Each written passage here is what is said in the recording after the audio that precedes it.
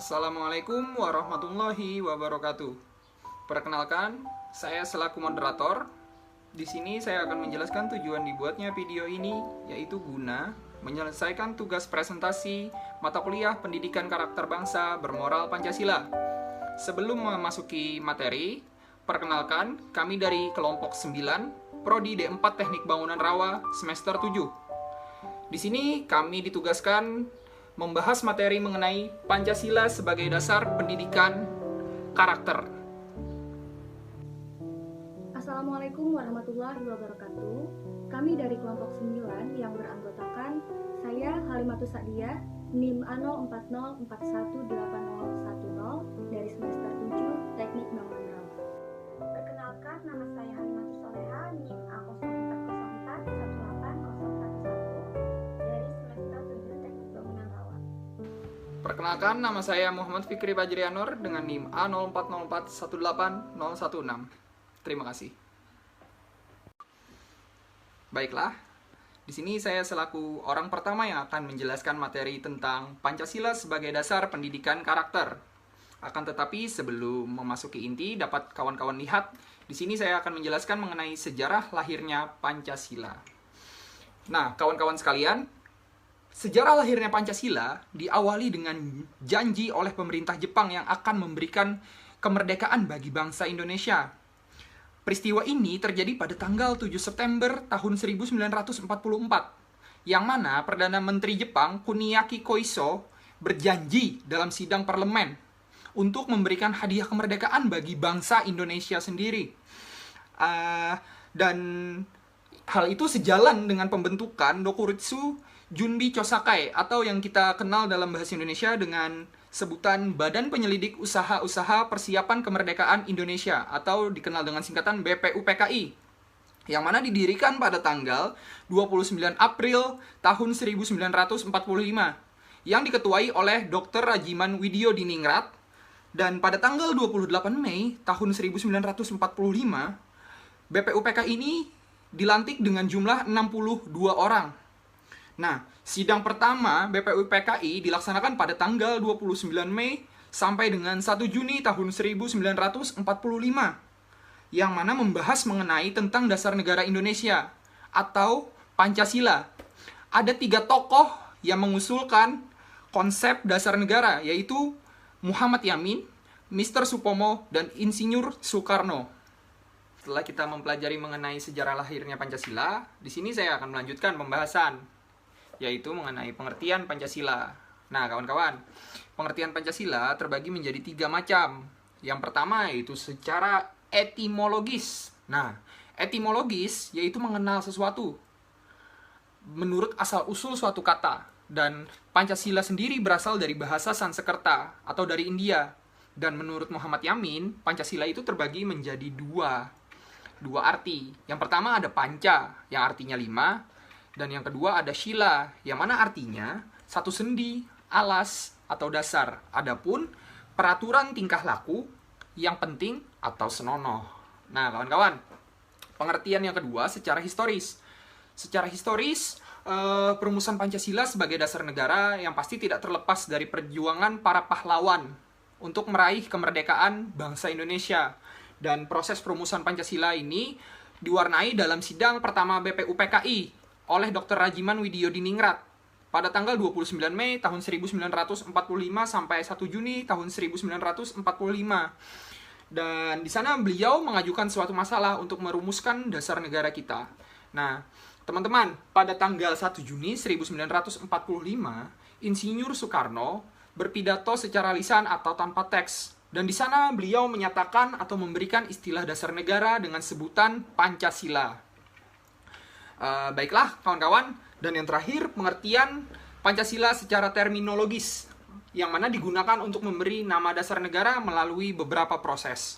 Nah, kawan-kawan sekalian, di sini proses yang pertama adalah ya pengusulan oleh Insinyur Soekarno tadi pada sidang pertama BPUPKI tanggal 1 Juni 1945. Dan proses yang selanjutnya yaitu perumusan oleh Panitia 9 Piagam Jakarta atau Jakarta Chapter pada tanggal 22 Juni tahun 1945. Dan melalui 2 proses tadi, Maka pada tanggal 7 Agustus tahun 1945 di sana BPU PKI dibubarkan dan dibentuklah PPKI. Nah, di sini penetapan PPKI pada tanggal 18 Agustus tahun 1945 di sana telah ditetapkan dalam pembukaan UUD tahun 1945.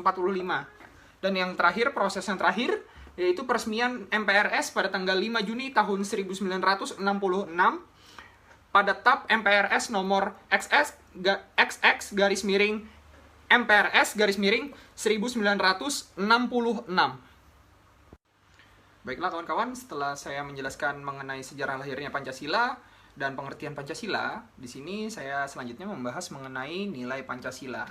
Dan Pancasila sendiri memiliki 3 nilai. Yang pertama ada nilai dasar. Di sini nilai dasar adalah nilai yang mempunyai sifat tetap atau tidak berubah, teman-teman. Jadi nilai-nilai ini terdapat dalam pembukaan Undang-Undang Dasar Negara tahun 1945.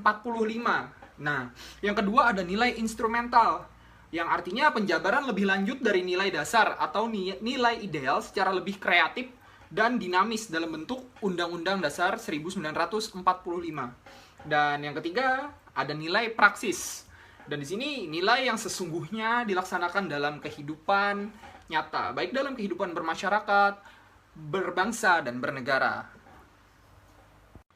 Oke kawan-kawan, lambang Pancasila atau lambang negara. Ini merupakan slide terakhir yang akan saya bahas di sini. Nah, kawan-kawan, dapat diketahui atau dapat dipastikan lambang negara kita yaitu burung Garuda. Dan alangkah lebih baiknya kita harus mengetahui dari mana sih direncanakannya atau ditetapkannya burung Garuda ini sebagai lambang negara. Nah, yaitu pada tahun 1949, tepatnya bulan Desember, teman-teman. Beberapa hari setelah Belanda mengakui kedaulatan Republik Indonesia Serikat. Nah, di sana berbagai usul lambang negara telah diajukan dan karya Sultan Hamid II lah yang diterima atau disetujui. Dan rancangan itu pun yang saat ini menjadi lambang negara kita, yaitu burung Garuda. Dan dapat dilihat teman-teman di laptop saya, di sini terdapat sayap. Nah, di sini ada artinya teman-teman. Sayap ini memiliki 17 helai bulu pada masing-masing sayapnya. Yang mana 17 itu artinya tanggal 17. Nah, dan di bawah sini ada 8 helai bulu pada ekornya. Dan di situ 8 artinya bulan Agustus. 17 Agustus. Dan di atas ekor ini ada helai bulu di bawah perisai atau pada pangkal ekornya ini.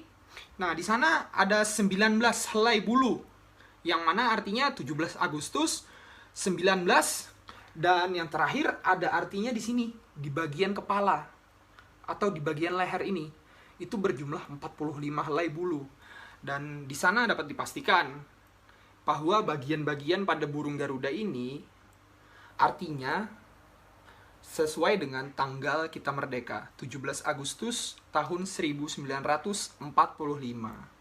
Dan teman-teman, di tengah-tengah ini terdapat perisai dan terdapat 5 lambang atau 5 gambar. Yang pertama ada, yang di tengah ini ada bintang emas, yang mana artinya itu merujuk pada sila pertama. Dan yang kedua ada rantai, yaitu sila kemanusiaan yang adil dan beradab. Dan yang ketiga ada pohon beringin, yaitu sila ketiga Persatuan Indonesia. Dan yang keempat ada banteng hitam, sila keempat yaitu kerakyatan yang dipimpin oleh hikmat kebijaksanaan dalam permusyawaratan perwakilan. Dan yang terakhir ada padi dan kapas, merujuk pada sila kelima, yaitu keadilan sosial bagi seluruh rakyat Indonesia. Di sini saya akan melanjutkan penjelasan dari teman saya Muhammad Fikri Fajrianor mengenai pendidikan karakter. Pertama, pengertian pendidikan. Pendidikan adalah suatu usaha yang sadar dan sistematis dalam mengembangkan potensi siswa, menurut Puskur.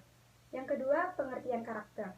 Karakter adalah watak, tabiat, akhlak, atau kepribadian seseorang yang terbentuk dari hasil internalisasi berbagai kebijakan, yang diyakini dan digunakan sebagai landasan untuk cara pandang, berpikir, bersikap, dan bertindak. Dan kesimpulan, pendidikan karakter adalah pendidikan yang mengembangkan nilai-nilai budaya dan karakter bangsa pada diri masyarakat, sehingga memiliki nilai dan karakter. Menerapkan nilai tersebut dalam kehidupan sebagai masyarakat atau warga negara yang religius, nasionalis, produktif, dan kreatif. Fungsi pendidikan karakter. Yang pertama, pengembangan karakter warga negara untuk menjadi pribadi berperilaku baik. Yang kedua, perbaikan karakter guna memperkuat serta membangun perilaku anak bangsa yang multikultur. Yang ketiga, meningkatkan peradaban manusia dan bangsa yang lebih baik di dalam pergaulan dunia. Yang keempat, penyaringan budaya bangsa sendiri dan budaya bangsa luar yang tidak sesuai dengan nilai-nilai dan karakter bangsa Indonesia. Tujuan pendidikan karakter. Yang pertama, menampakkan jiwa yang beriman dan bertakwa kepada Tuhan Yang Maha Esa. Yang kedua, menampakkan karakter atau jiwa kepemimpinan dan tanggung jawab sebagai generasi penerus bangsa Indonesia. Yang ketiga, mengembangkan kemampuan anak bangsa menjadi manusia yang mandiri, kreatif, dan berwawasan kebangsaan. Yang keempat, membentuk karakter yang tangguh, berakhlak mulia, bermoral, bertoleransi, dan bekerja sama. Penerapan nilai Pancasila dalam kehidupan. Sila ke-1 Pancasila berbunyi ketuhanan yang Maha Esa, dilambangkan dengan perisai hitam dengan sebuah bintang emas yang artinya sebagai sebuah cahaya seperti layaknya Tuhan yang menjadi cahaya kerohanian bagi manusia. Penerapan dalam kehidupan. Yang pertama, percaya dan takwa terhadap Tuhan sesuai dengan agama dan kepercayaan masing-masing. Yang kedua, hormat menghormati dan bekerja sama antar pemeluk agama dan penganut kepercayaan yang berbeda-beda sehingga terbina kerukunan hidup. Yang ketiga, saling menghormati dan kebebasan menjalankan ibadat sesuai dengan agama dengan kepercayaannya. Yang keempat, tidak memaksakan sesuatu agama dan kepercayaan kepada orang lain. Sila yang kedua berbunyi kemanusiaan yang adil dan beradab, dilambangkan dengan rantai yang disusun atas gelang-gelang kecil. Ini menandakan hubungan manusia satu sama lain yang saling membantu. Penerapan dalam kehidupan. Yang pertama, mengakui persamaan derajat, persamaan hak, dan persamaan kewajiban antar sesama manusia. Yang kedua, saling mencintai sesama manusia, mengembangkan sikap tenggang rasa. Dan yang ketiga, mengakui adanya masyarakat yang bersifat majemuk dan saling menghargai adanya perbedaan tersebut. Yang keempat, melakukan musyawarah, jujur, dan saling bekerja sama. Yang kelima, melakukan sesuatu dengan pertimbangan moral dan ketentuan agama sebagai manusia yang beradab. Selanjutnya di sini, saya akan melanjutkan materi yang telah disampaikan oleh teman saya tadi, Halimatus Soleha, mengenai penerapan nilai Pancasila dalam kehidupan. Sila ketiga Pancasila, Persatuan Indonesia, dilambangkan dengan pohon beringin yang dimaknai dengan kesatuan dan persatuan Indonesia. Hal ini mencerminkan Indonesia sebagai negara kesatuan, namun memiliki berbagai latar belakang budaya yang berbeda. Untuk penerapan dalam kehidupan, yang pertama, menempatkan persatuan, kesatuan, kepentingan bangsa dan negara, serta keselamatan bangsa dan negara di atas kepentingan pribadi atau golongan. Yang kedua, rela berkorban demi kepentingan bangsa dan negara. Yang ketiga, cinta tanah air dan bangsa. Yang keempat, bangga sebagai bangsa Indonesia. Yang kelima, saling menghormati adanya perbedaan suku, ras, etnis, dan agama sehingga dapat terjadinya persatuan. Selanjutnya, sila keempat yang berbunyi kerakyatan yang dipimpin oleh hikmat kebijaksanaan dalam permusyawaratan perwakilan. Dilambangkan dengan kepala banteng yang mana dimaknai dengan lembu liar, merupakan binatang sosial yang suka berkumpul. Sama halnya dengan manusia yang mana dalam pengambilan keputusan harus dilakukan dengan cara musyawarah atau diskusi. Untuk penerapan dalam kehidupan, yang pertama mengutamakan kepentingan bersama, yang kedua tidak memaksakan kehendak kepada orang lain, yang ketiga mengutamakan musyawarah dalam pengambilan keputusan untuk kepentingan bersama, Dan yang keempat adalah keputusan musyawarah yang diambil harus dapat dipertanggungjawabkan.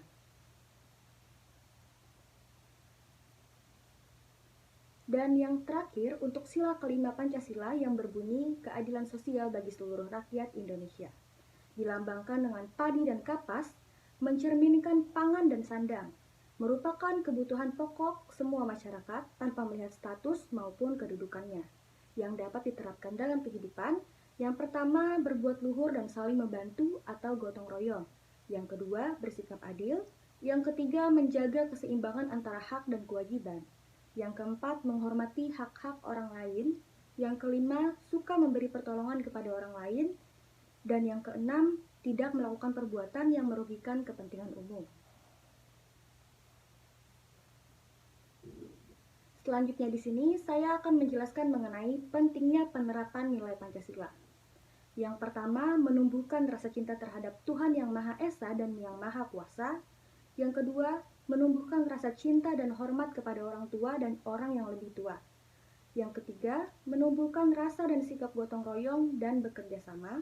Yang keempat, memiliki paham nasionalisme dan patriotisme yang kokoh. Yang kelima, mampu menjauhkan segala bentuk tindakan kekerasan dan pemaksaan. Yang keenam, menumbuhkan rasa cinta bermusyawarah untuk mufakat. Yang ketujuh, menumbuhkan rasa cinta antar sesama manusia dan tidak membeda-bedakan. Dan yang delapan, menumbuhkan rasa cinta dan membantu orang yang sedang kesusahan dan masih banyak lagi. Sekian penjelasan dari kelompok kami mengenai materi Pancasila sebagai dasar pendidikan karakter. Mohon maaf apabila ada salah kata dalam pengucapan. Terima kasih. Wassalamualaikum warahmatullahi wabarakatuh.